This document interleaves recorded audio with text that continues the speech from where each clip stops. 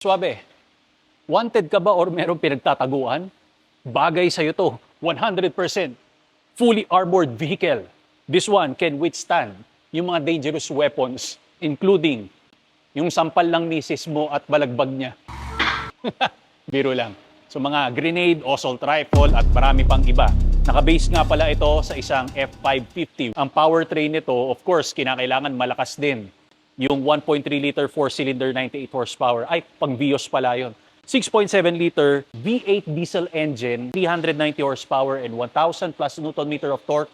Ang katumbas ng bigat nito, 2.5 Cybertrucks. Emblem, nandito, wording ng Incas, ang engine bay natin, naka-dual locking system ka katulad ng Jeep Wrangler, iaangat natin yan. Pero dahil ang lapad nito, may ambient lights ka doon. Glass protection, yung mga windows natin, front windshield, recovery hooks, na pwede nitong buhatin yung 9/11 tower. Pag merong zombie apocalypse, ito na yung bitbitin mo kaswabe. Max speed nito nasa 140 kilometers unless aabutan ka ng mga zombie pag athletic na sila.